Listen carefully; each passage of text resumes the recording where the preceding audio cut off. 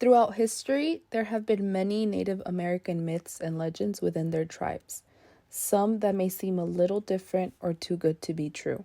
Here in Arizona, there is one called the Spider Tower. In Dead Man's Canyon, a deep gorge that is lateral to the once populated valley of the Rio de Chali, Arizona, stands a stark spire of weathered sandstone, its top rising 800 feet above its base in a sheer uplift. Centuries ago, an inhabitant of one of the cave villages was surprised by hostiles while hunting in this region and was chased by them into this canyon. As he ran, he looked scared from side to side in the hope of securing a hiding place. But help came from a source that was least expected. Approaching this enormous stone pillar, he saw a silken cord hanging from a notch at its top. Quickly knotting the end to his waist so it will not fall within reach of his pursuers, he climbed up, setting his feet into the roughness of the stone and advancing until he had reached the summit, where he stayed, drinking dew and feeding on eagle's eggs until his enemies went away. Since they could not reach him with their arrows, he stayed covered by points of rocks. Once the foemen were gone, he safely descended by the cord and reached his home. This help had come from a friendly spider who saw his cry for help from her perch at the top of the spire.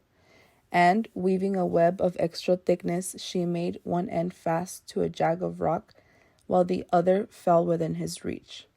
For she, like other of the brute tribe, liked the gentle cave dwellers better than the remorseless hunters, hence the name of the Spider Tower. Another Arizona legend is that there's a cave under the highest butte of the Squaw Peak Range, Arizona, now renamed Piestewa Peak for its offense on Native American women, where a party of Tonto Indians was found by white men in 1868. The white men were on the warpath, and when the Tonto fell into their hands, they shot them without thinking twice about it, firing into the dark recesses of the cavern, the flashes of their rifles illuminating the interior and exposing the view of objects from their hatred. When the massacre was over, the cries and groans were hushed. The hunters strode away, and over the mountains fell the calm that for thousands of years had not been so rudely broken. That night, when the moon shone into this pit of death, a corpse arose, walked to a rock within the entrance, and took there its everlasting seat. Long after this happened, a man who did not know the story about this place entered, when he was confronted by a thing, as he called it, that glared so fearfully upon him that he ran of terror. Two prospectors subsequently attempted to explore the cave, but the entrance was guarded by the thing. They gave one glance at the torn face, the bulging eyes looking right at them, the yellow fangs, the long hair, the spreading claws, the moldy flesh, and rushed away. A Western newspaper recounting their adventure said that one of the men declared that there was not enough money in Maricopa County to pay him to go there again, while the other had never stopped running. They had not returned since the thing looked at him. It is still haunted county to this day. The souls of the Mojave roam upon Ghost Mountain, and the bad man's hunting grounds of the Yuma and Navajo are over in the volcanic country of Sonora. It is no unusual thing to find signs and wonders in broad daylight as well. The Zuni Indians of today are one of 19 original tribes that once inhabited the area that is now called New Mexico and Arizona. The Zuni tribe is said to have originated from the ancient Puebloans, a large society that encompassed large amounts of land, riches, and many distinct cultures and civilization. The Zuni people are, in a way, a mysterious tribe. Their culture is very reclusive and isolated, much as is their city and their language. They are a very interesting people who are well known for their beautiful artwork, sculpture, and dishware. The Zuni are one of the few fortunate tribes who have managed to keep their ways of life the same throughout the years, despite the westward push of the European immigrant settlers. The Mexican-American War and the rough treatment they endured during all of the conflicts that they have dealt with. Like many other indigenous tribes of the United States, the Zuni believe in magic and witchcraft. Their belief in witchcraft goes back to their earliest times, included in Zuni creation myths. According to oral tradition, a pair of witches came up from the underworld bringing the people two gifts: death to keep the world from becoming overcrowded, and corn to feed the people. Magical powers were not only always differentiated as good or evil, while the people using their magical skills for several purposes. In fact, the concept of a witch was tied to the concepts of life and human origin, with the people believing that witches existed alongside humans and not apart from other living beings. Thus, they were not supernatural. The Tewa believe that witches accompany people daily and are defined as those of a different breed. However, they had a different physical and spiritual existence, not like common humans. Rather, they had to live on the unexpired lives of their victims by capturing or indoctrinating their souls. Further, they had to continually kill or perish themselves.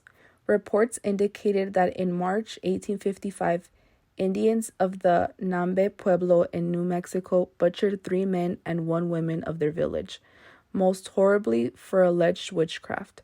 In 1880, an Indian agent reported seeing a man tied up by his wrist behind his back and lifted so that his feet could not touch the ground. The Zuni said that he had brought sickness and death to some of the people. The agent reported that incident to his superiors at Santa Fe, New Mexico, who came to the Zuni to hold a council. When questioned, the Indians replied, "We have our government and laws, and what has happened is all right. We do not want you to interfere, but we want you to allow us the same privileges as you white people claim."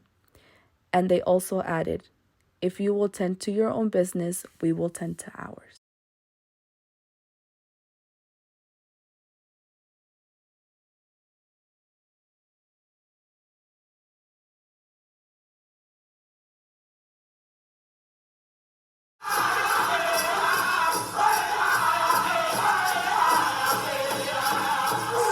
The grass dance is one of the older styles of dance. Back when tribes would come to a new place to make an encampment, they would have these songs and they would dance in a certain way to lay the grass down. When they would leave that encampment, that grass would come back up. It would almost be like they were never there.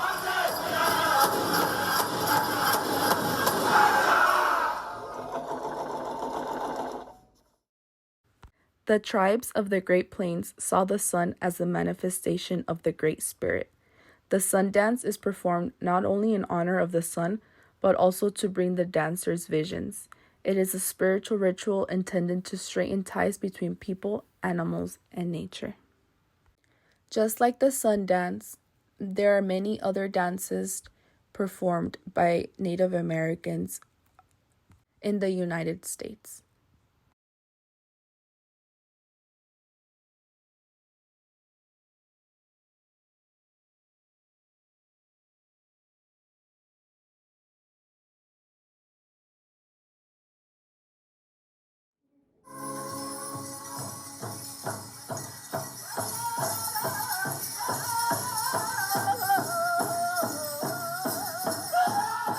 I love to dance because it gives me so much life.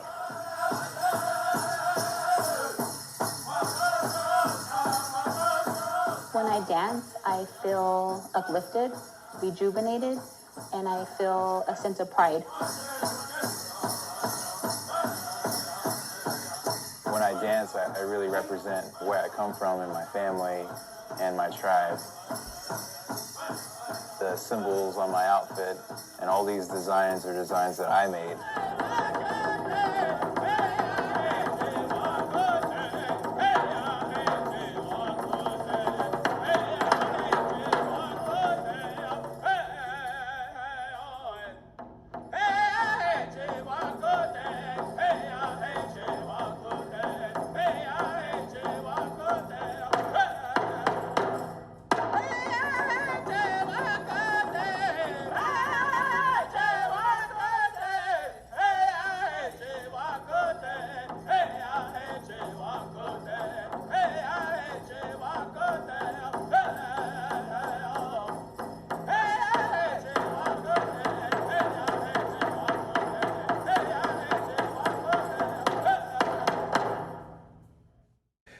There are four Native American dances that I find very interesting. Grass dance is one of the oldest and most widely used dance in Native American culture. It was the job of the grass dancer to flatten the grass in the arena before another important celebration. The name grass dance was actually derived from the old custom of tying braids of sweet grass to dancer belts, which produce a swaying effect. The hoop dance is a beautiful storytelling dance which incorporates hoops to create both static and dynamic shapes.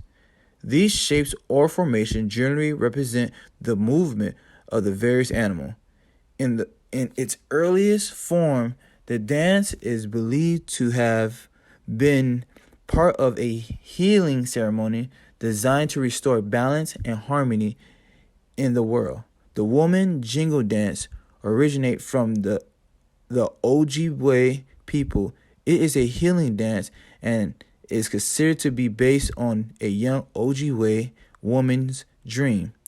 Jingle dress dancers are often called upon to dance for the sick or injured. In order to be a jingle dress dancer, one must dream of becoming one. Perhaps the most well-known, popular of all Native American tribal dance, the fancy dance, in fact, was not a historical dance of any one tribe. It was created by members of the Pankwe tribe in 1920s and 1930 in an attempt to preserve the culture and religion.